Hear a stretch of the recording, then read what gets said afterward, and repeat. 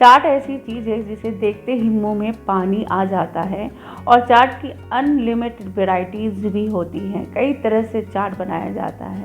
तो आज मैं आप लोग के साथ ये कचौड़ी, सत्तू की कचौड़ी वाली चाट की रेसिपी शेयर करूंगी। बनाने में भी इजी है, इंस्टेंट बनाकर भी आप खा सकते हैं और इसे स्टोर करके भी रख सकते हैं। जब चाहे तब इसे इस तरह से आप प्रेप कीजिए और इंस्टेंट खा सकते हैं। तो बहुत ही टेस्टी बनती है ये कचौड़ी, सत्तू की कचौड़ी वाली चाट। साथ में बनाया था मैंने पालक और आलू की सब्जी। आप चाहें तो इसे एज अ स्नैक्स या ब्रेकफास्ट भी खा सकते हैं या फिर इस तरह से कंबाइन करके चाट की तरह भी खा सकते हैं। यहाँ लिया हुआ है मैंने 4 कप जितना मैदा में ही ये बनाएंगे। अगर मार्केट के जैसा हमें बिल्कुल बनाना है ये कचौड़ी तो 4 कप जितना मैदे में आप थोड़ा सा यहाँ पे नमक डाल दीजिए। 2 टेबल स्पून जितना ऑयल डाल दीजिए। आप चाहे तो यहाँ पे देसी घी का भी इस्तेमाल कर सकते हैं और अच्छे से इसे मिक्स करना है मैदे में। ऑयल पूरी अच्छी तरह से मैदे में मिक्स होना चाहिए, तभी ये बहुत ही खासा और क्रिस्पी बनकर तैयार होता है। तो इसलिए मैं ऑयल को अच्छी तरह से मैदे में इस तरह से रब करके पहले मिक्स कर रही हूँ। और देखिए ये जब इस तरह से बन जाता है तो फिर अब आप इसमें थोड़ा थोड़ा पानी करके सॉफ्ट, जैसे आप पराठा या रोटी का डो तैयार करते हैं उस तरह से आपको इसे बनाकर आटे को तैयार कर लेना है। और 5 से 7 मिनट के लिए आप इसे ढक के रेस्ट करने के लिए रख दीजिएगा। तो मैं इसे बना लेती हूँ आटे को, उसके बाद हम बाकी की तैयारी करेंगे।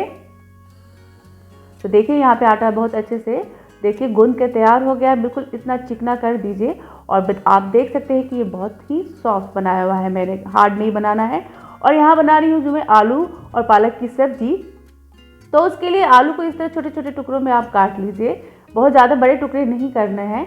तो इस तरह काट के मैंने आलू को रख लिया है। इसके लिए जो ग्रेवी बना रही हूँ वो लिया है यहाँ पे मैंने थोड़े से पालक, टमाटर, थोड़े से लहसुन है 1-2 ही, और 1 इंची जितना अदरक है।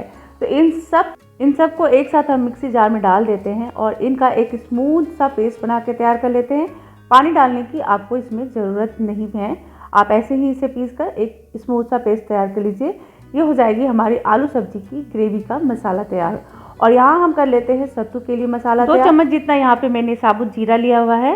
हरी मिर्ची ले लीजिए अपने स्वाद के अनुसार, मैंने बहुत सारी ली हुई है, 10-12 हरी मिर्ची है। तीखा और चटपटा बनाना है इसे इसलिए। और लहसुन ज़्यादा नहीं लिया है, बस देखिए बड़ी 3 ही लहसुन की कलियाँ है और 2 इंची जितना अदरक है। तो इन सब को भी आप एक अच्छा सा स्मूथ सा पानी डालकर पेस्ट तैयार कर लीजिए। हाँ, इसमें आप 2-3 चम्मच जितना पानी डाल दीजिए, तभी अच्छे से बारीक सा ये स्मूथ सा पेस्ट बनकर तैयार हो जाएगा।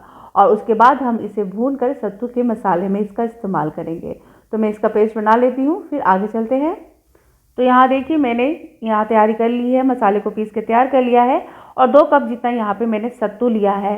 तो ये जो मैंने मसाला बनाया था ये सत्तू में जाएगा, जिसमें हमने अदरक, मिर्ची, लहसुन और साबुत जीरा का जो बना के पेस्ट तैयार किया है। और यहाँ पे जो आलू काटा हुआ है इसके लिए जो मैंने मसाला तैयार किया हुआ है ये देखिए कुछ इस तरह से तैयार हो जाएगा, जिसमें पालक है, टमाटर है, अदरक है, लहसुन लेके इस तरह से देखिए ये बनकर तैयार हो गया है सब्जी का ये पेस्ट। तो ये आलू की सब्जी में हम इसका इस्तेमाल करेंगे, बहुत ही मज़ेदार की बनेगी, आप ज़रूर ट्राई कीजिएगा। बहुत ही स्वादिष्ट सब्जी बनकर तैयार हुई थी। तो सबसे पहले हम सत्तू का मसाला बना के तैयार कर लेते हैं। तो सत्तू का मसाला बनाने के लिए यहाँ पे मैंने 1 चम्मच जितना, 1 टेबल स्पून जितना यहाँ पे मैंने ऑयल डाल दिया है सरसों का। अच्छे से इसे गर्म कर लीजिएगा, कच्चापन इसमें से अच्छी तरह से निकल जाना चाहिए मस्टर्ड ऑयल का। उसके बाद जब ऑयल पक जाएगा तो यहाँ पे मैंने एक बिग साइज़ का बारीक चॉप किया हुआ प्याज डाल दिया है। प्याज को यहाँ पे सॉफ्ट होने के लिए मैं यहाँ पे नमक भी डाल दूँगी, थोड़ा सा हल्दी डाल दूँगी इसमें, ताकि अच्छा सा कलर भी आ जाएगा हमारे सत्तू के मसाले में। और नमक डाल दीजिए सत्तू के हिसाब से जितना भी आप सत्तू ले रहे हैं, ताकि ये जो प्याज है अच्छे से भून जाएगा और सॉफ्ट हो जाएगा। तो बस सॉफ्ट करने जितना ही आपको प्याज को भूनना है। तो प्याज अच्छे से भून गया है, तो अब हम यहाँ पे जो मसाला तैयार किए थे उसे डाल देते हैं। 2 चम्मच जितना ही यहाँ पे मसाला मैं डाल रही हूँ। उसके बाद अब इसे इतना भूनना है ताकि ये अच्छे से भून जाए और यहाँ पे आपका जो बर्तन है उसमें बिल्कुल मसाला चिपके, इस हिसाब से आपको इसे भून लेना है। आप देखिए जब मैं भून रही हूँ तो ये बर्तन में बिल्कुल भी नहीं चिपक रहा है। तो इस स्टेज तक आने तक आपको इसे भून लेना है। उसके बाद जब ये भून जाएगा तो उसमें कटी हुई बारीक धनिया के पत्ते और 1 चम्मच जितना भरकर आमचूर पाउडर डाल दीजिए। बहुत ही चटपटा और टेस्टी सा बनकर ये सत्तू मसाला तैयार हो जाएगा। तो देखिए अब इन सबको हम इसमें मिक्स कर लेते हैं। उसके बाद हम इसमें ही सत्तू डाल देंगे, ताकि जो भी पैन में मसाला लगा हुआ है वो अच्छी तरह से सारा सत्तू में ही अच्छे से मिक्स हो जाए। इसी में आप इसे मिक्स कर लीजिए। गैस के फ्लेम को बंद कर दीजिए यहाँ पे और इसे अच्छी तरह से मिक्स कर लीजिए और मसाला और सत्तू अच्छे से मिक्स हो जाए, इसलिए हम इसे एक बाउल में ट्रांसफ़र कर लेते हैं। और जब सत्तू ठंडा हो जाएगा, क्योंकि हमने इसे पैन में डाल दिया था तो हल्का सा ये गर्म था, और जब ये ठंडा हो जाएगा तो आप इसे हाथों से अच्छी तरह से इस तरह से मिक्स कर लीजिए। अब आपको इसमें पानी नहीं डालना है, इसमें बिल्कुल भी पानी नहीं डालना है। अगर आपको ऐसा लग रहा है कि ये सत्तू थोड़ा ड्राई है तो आप इसमें थोड़ा सा ऑयल गर्म करके और डाल दीजिएगा, या अगर आपके पास अचार का ऑयल है ना घर में तो वो डाल दीजिएगा, उससे और भी ज़्यादा ये टेस्टी बन जाएगा। क्योंकि हम इसे स्टोर करके रखेंगे इसलिए इसमें आप पानी मत डालिए। अगर आप इसे इंस्टेंट बनाना चाहते हैं और तुरंत ही इसे बना के ख़त्म करना चाहते हैं तो फिर आप थोड़ा सा पानी डाल सकते हैं, लेकिन स्टोर करना है आपको इस सत्तू के मसाले को तो पानी मत डालिएगा, तभी ये ज़्यादा दिन तक रहता है। तो देखिए इस तरह से हाथों से रब कर लीजिए और सब कुछ अच्छे से मिक्स कर लीजिए। जब आप इसे बांधेंगे तो ये एक लड्डू सा बन के तैयार हो जाएगा। बस इतना ही ये गीला होना चाहिए। ये अब हम सत्तू की कचौड़ी के लिए कैसे स्टफिंग करना है वो देख लेते हैं। तो आटे को अच्छे से आप मसल लीजिए एक बार फिर से, और एक चिकना सा इस तरह से हाथों पे रब करके डो तैयार कर लीजिए एक जैसा ही। तो 4-5 आप एक साथ ही तैयार कर लीजिए और फिर एक साथ ही इसे फ्राई कीजिएगा। एक एक करके आपको नहीं कचौड़ी को फ्राई करना है।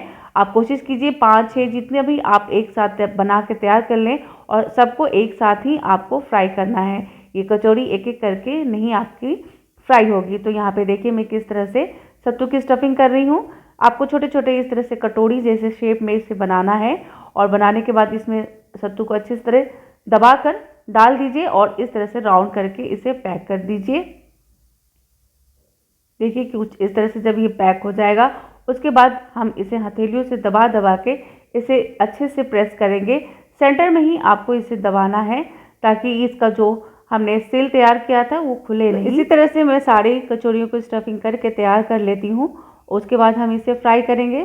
तो यहाँ पे देखिए मैंने इस तरह से इन सारी कचौरियों को भरकर तैयार कर लिया है कुछ इस तरह से। देखिए ये बिल्कुल आप इक्वल बनाइएगा। आप देख सकते हैं ये चारों तरफ से कितना पतला पतला बनके ये तैयार हुआ है। बहुत ज़्यादा कचौरी मोटी नहीं होनी चाहिए। आप यहाँ ध्यान से देखिए, मैं आपको कॉर्नर दिखा दे रही हूँ। कचौरी के साथ जो हम तैयार करेंगे आलू और पालक वाली ग्रेवी की सब्जी, वो पहले हम बनाकर तैयार कर लेते हैं। तो यहाँ पे डाल दिया है 2 चम्मच जितना ऑयल। ऑयल को अच्छे से गर्म होने दीजिएगा। पिंच ऑफ हींग डाल दीजिए, 1 चम्मच जितना जीरा और 2 साबुत लाल मिर्च डाल दीजिए। अब इन्हें अच्छे से गर्म कर होने दीजिए। उसके बाद जो हमने पालक वाला पेस्ट तैयार किया था वो डाल देंगे, और अब साथ ही हम इसमें आलू भी कटा हुआ डाल देंगे, और आलू और मसाला दोनों को हमें एक साथ ही यहाँ पे भूनना है। आपको आलू और ये मसालों को भूनने में 5 मिनट लग जाएगा, 5 से 7 मिनट जितना। और जब ये अच्छे से भून जाएगा तब हम इसमें हाफ चम्मच जितना ये कुटी हुई लाल मिर्ची डाल देंगे, क्योंकि हमने कोई भी मिर्ची यहाँ पे नहीं पीस कर तैयार किया था। साथ में नमक डाल देंगे, आलू अच्छे से पक जाए इसलिए, और 1 चम्मच जितना धनिया का पाउडर आप इसमें डाल दीजिए बस। अब और कुछ भी इसमें मसाला हमें नहीं डालना है, और इन सबको 1 से 2 मिनट के लिए अच्छे से मिक्स कर दीजिए। उसके बाद पानी डाल दीजिए। पानी आप इसमें ज़्यादा ही डालिएगा और अच्छी तरह से इनको मिक्स करके धीमी आंच रख दीजिए इसे पकने के लिए। तो जब तक ये 3 से 4 सीटी लगेगा उतनी देर में हम अपनी कचौड़ी को छान कर तैयार कर लेते हैं। तो यहाँ पे मैं मस्टर्ड ऑयल में कचौड़ी को फ्राई कर रही हूँ। आप अपने पसंद का ऑयल इस्तेमाल कर सकते हैं, और ऑयल इतना लीजिएगा कि ये कचौड़ियाँ अच्छे से उसमें डिप हो जाए। बस उतनी ही आपको इसमें कचौड़ियाँ डालनी है कि ये अच्छे से इसमें डिप हो जाए। इसलिए आप कोशिश कीजिएगा डीप पैन का इस्तेमाल कीजिएगा, इसमें ऑयल कम लगेगा और कचौड़ियाँ अच्छे से डिप भी होती हैं। तो आपको जो ऑयल है बहुत ज़्यादा हीट नहीं होना चाहिए, बिल्कुल हल्का हल्का ही सिम आंच पे इसे रखिएगा। आप देख सकते हैं बहुत ही हल्का सा इसमें बबल भी आ रहा है, और जब तक ये कचौड़ियाँ खुद ब खुद नहीं फूल जाएंगी तब तक आप इसे मत पलटिएगा। तो धीमी आंच पर ऐसे छोड़ दीजिए। ये धीरे धीरे जैसे पकती जाएंगी वैसे वैसे ये फूलती हुई जाएंगी।